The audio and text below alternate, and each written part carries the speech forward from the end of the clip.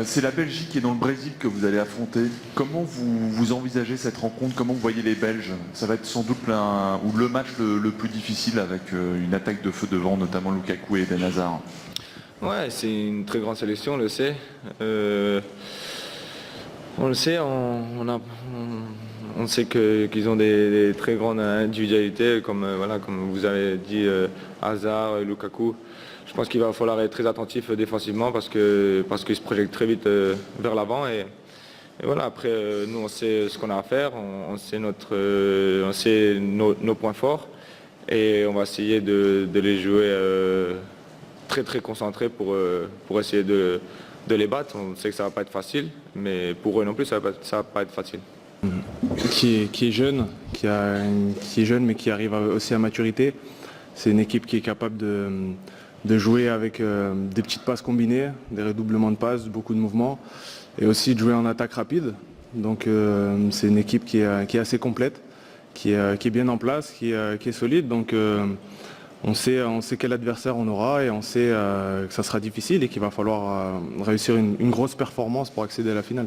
Ouais, on peut être voisins qui s'aiment bien, mais sur le terrain c'est autre chose. Je pense qu'il faut qu'on soit concentré sur notre objectif. Il faut faire abstraction un peu du contexte et de tout ce qui est autour et se focaliser sur ce qu'on a à faire, sur ce qu'on sait faire.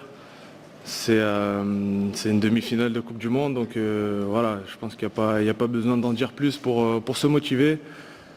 Je pense que voilà, il faudra réussir une grosse performance et puis on laissera la rivalité à l'apéro pour les gens qui nous supportent. Raphaël, bonjour. Bonjour. Tu parlais tout à l'heure du défi physique qui vous a attendu contre les Uruguayens. Il y en a un autre défi physique qui t'attend face à la Belgique, c'est Lukaku. C'est aussi un joueur, on a vu, qui a progressé techniquement. Est-ce que c'est le type d'attaquant que tu apprécies avoir au marquage? Moi je pense que c'est un joueur qui pose problème à n'importe quelle défense. Déjà par rapport à sa capacité physique, c'est un joueur très puissant. Donc forcément déjà il pèse sur n'importe quelle défense.